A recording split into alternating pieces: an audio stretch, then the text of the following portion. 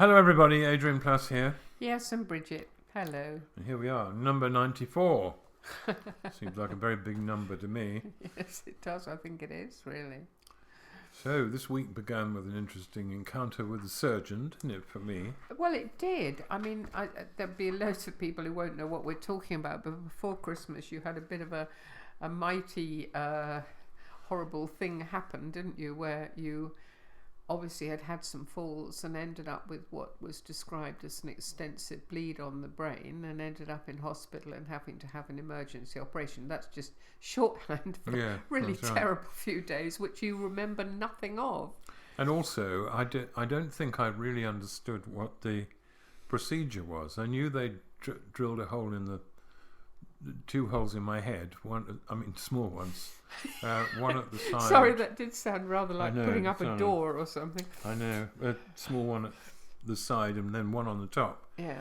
And this week I was scheduled to go and see, not actually the surgeon who did it, but the surgeon who was in charge of the whole thing. And before I went to see him, I had to go and do a CAT scan, a CT scan of my brain. So a few minutes later, I'm sitting with the surgeon, and he pressed a switch and said, "Take a look at this."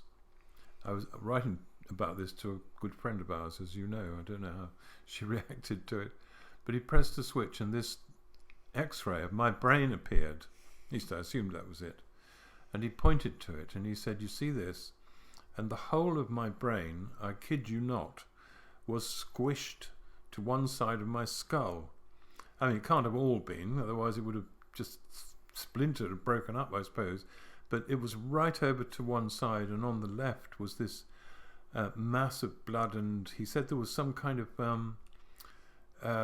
something else that kind of the brain covered it with, and so the mass got bigger and bigger and pushed the whole thing over to one side. So no wonder I was behaving oddly, although I didn't remember that. So having seen that wasn't very pleasant, and then he, like a magician doing a reveal, he said, "And now look at this," and pressed another switch, and suddenly there was my brain again, but this time completely symmetrical.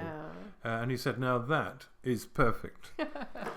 He was so pleased, wasn't he? Well, he said that the neurosurgery area isn't one where you have a lot of total success, and I think he was really pleased to be able to show this incredible contrast to the one before. So it was. So, Mr. Platt, you have the perfect brain. Well, yes, I have a perfect brain. Yeah, I'm not so sure of that, but I mean, it's no more perfect than it was before. But at least it's not out of place, and I'll tell you one functioning reasonably. I'll tell you one thing. I'm really glad that you were shocked into silence, because I remember this sounds like a catalogue of terrible things, but quite a few years ago now, you did have a stroke, didn't you? And after you'd had your stroke, you had to go and see the consultant about that, didn't you? Yeah, and all through these procedures, there is a part of me that always laughs at things. I can't help it. I suppose it's just as well. It's kind of professional thing, I suppose. But no, I remember going down the corridor and looking up at the door where I was going to see this man to ask all the questions I had. And on this plate it said Mr. Wolfe. And from that moment onwards, all I could think of was actually my daughter's voice saying, "Go on, ask him. Go on, ask him." And I hardly heard anything he said. And right at the end he said, "So, Mr. Platt, is there anything else you wanted to ask?" And everything in me wanted to say, "Yeah, there was one thing I really wanted to know. What's the time, Mr. Wolfe?" But I didn't, because I thought I'd be the millionth one who's done it, and he probably fed up with them. But yeah, there's always something a bit lighter. But it was good to see. I don't know. It was just good to see the difference between those two. Of course it was. Things. It was incredible, especially, as I say, you didn't really remember anything of it, and it sort of made it real in a funny way that it hadn't been before. Yeah, that's right, yeah. It's interesting, isn't it, how something so different from the news and the horror of what's happening can happen in the same week. I'm sure there are other people, many people, thinking it is odd how something really positive can happen. Or something ordinary or something whatever alongside such major world news as is happening at the moment, really. Well, that's why everyone keeps saying, yeah, but it's nothing compared with what's happening in Ukraine, for instance, Yeah. don't they? Because And rightly so. you stub your toe and you think, well, at least I'm not in Ukraine. That's right. Which is true. It's very true. Yes. But we had another thing this week we enjoyed, didn't we? Well, we did. I mean, so there was that really good news and a little bit of a miracle in there, I think. But the other thing, it was something we look forward to every year. We go to see the annual musical production put on by the school in which our daughter works, and so she helps to. Well, she's one of the directors of this musical each year, and this year it was Sound of Music, which is sort of the corniest of musicals, and yet somehow was absolutely right for this year. And they planned it way before anything happening. That's right. But leaving aside the connection, which we mentioned in a minute. I found it really emotional, despite the fact I think we knew the words almost by heart, having seen it about 3 million times on the telly at various times.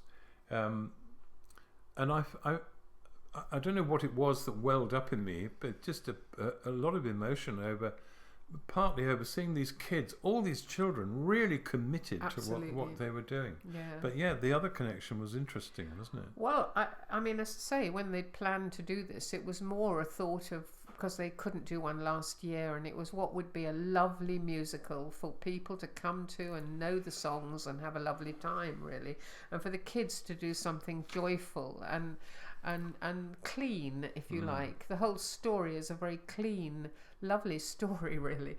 Well, you might not think that, but I secretly do, really. I quite like it, actually. You're saying how corny it is. I've always enjoyed it. Once I'm in it, I love watching it. But I suppose what was odd was that, of course, it's set just at the point where Germany are annexing Austria by force. Yeah. Now, obviously, it's not the same as Ukraine. There was no horribleness with Austria as there was in Poland and various other places, but nonetheless, you had to choose which side you were going to be on, and the safe side was to go against everything you believed in. But that would mean that it would kind of, the worst would blow over quite quickly. And there was the contrast with Ukraine, really, that people are resisting evil, I suppose. That's what they're doing, trying really hard and even in a production involving secondary children, some young, some older, it was an amazing feat to put such depth of feeling in it. But it did make me feel, I mean, thinking of Ukraine and what happened in the war, that these patterns of huge social, political movement, they happen again and again, and they do. You hear people say all the time on the news, don't they? They say we are going to make sure this never happens again. These patterns, the Holocaust people often say, we have to make absolutely sure, and of course you do, but I mean things like just locally here we have a miners gallery where art by coal miners. It's a wonderful gallery, actually. Oh yeah, that was in Bishop Auckland, wasn't it? Where, I mean, there are colliery villages all round where we live, aren't there? That's in County Durham. Villages just set up for miners and their families. Straight rows of tiny houses designed just for people to, I don't know, it almost feels like fodder to the mill, really. Although I know that socially, it was great community, and because everybody was in the same position, the women were in the same position, the men were going to the same amount of danger, and there was a community that is struggling to reinvent itself now. But it was the same thing, as you go around that gallery, you see that everybody knew that the next time your husband, father, whatever it was, went down that mine, it could be the last time, because there were lots of tragedies. I can't remember the numbers. Huge tragedies. And no doubt every time people said, we've got to find a way to make sure this doesn't happen again.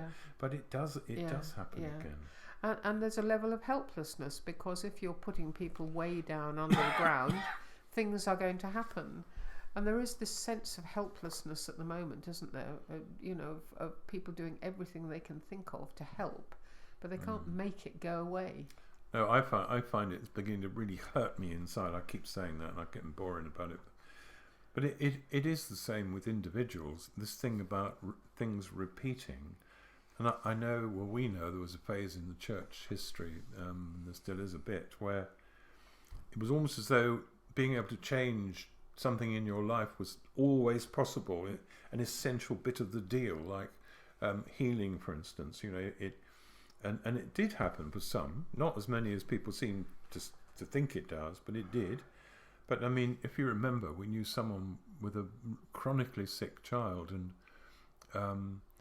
the people in that church were constantly bringing messages they said were from God, and it was all well meant. Yeah, it's the bewilderment of helplessness, though, isn't it? That means that you pray for a miracle, and obviously it's always right to pray for a miracle, but it isn't right to imagine that there's a shorthand, an easy answer to very complex issues. I remember it very well. These two children who were chronically ill. Of course I remember it.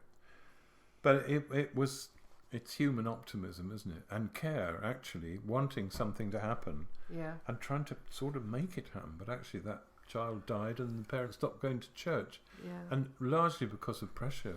So, yeah. And I think it's the same with when, say, people become Christians. I don't know about other faiths, but there can be an idea that they have to then experience change, complete change in their, don't know, in what, their morality, their personality. But it doesn't really happen like that. Do you remember, we may have even mentioned this at some point in the last 93.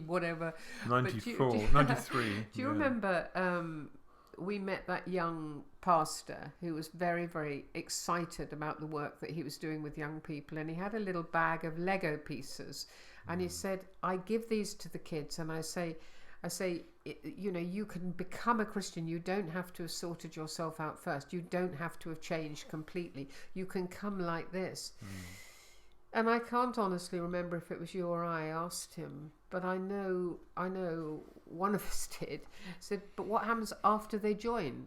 Are they still able to have a little bag with lots of little pieces in it? Are they still? Can they keep their little bag of pieces until God changes them into a full little Lego man? It's a rather odd image, I know. I think it was you who said that, and it's absolutely right. These shorthand things seem quite dinky at the time, but I was trying to think how, I don't know, how change has happened for me and maybe for us, and one way, and there are a number of ways, but one way I think is that it's more of a spiral change than a linear one. What do you mean? Well, I mean that instead of going chung towards change, you go around, and it feels as though you haven't gone very far, but you're moving a little bit upwards each time, and you have to learn a bit more, and gradually you discover that you haven't reached a wonderful point, but you've learned enough, and you've managed to steer yourself enough, which I think is very important, to see something different happening. I think it does depend on what you want, really. That person who said to us ages ago that most decisions are between what you don't want and what you really don't want. And I think very often, I think if you're a Christian, you have this hope in you that change in you is going to be possible, and you make lots of tiny decisions between what you don't want, which is often to do the right thing, and what you really don't want, which is to be a follower of Jesus who doesn't do the thing. And so there's that. I think this spiral thing is very interesting. You come round to the same situations, and sometimes you think, actually, I don't want to stick where I was. I want to be a little bit more Jesus-like, if you like. That sounds so grand, but yeah. You do have to practice some things. Practice things, yes, you do. I was also thinking about the fact that we're great advocates of if we have a nice juicy sin, not packing it away inside us, but actually giving it to God to be recycled. Because a lot of things needed in the church. I mean, if you have a very bad temper, we need people who are controlled in their forcefulness. and that needs to be properly done. So if you can give away those things and let them be changed, that'd be very useful, I think, sometimes. Yeah.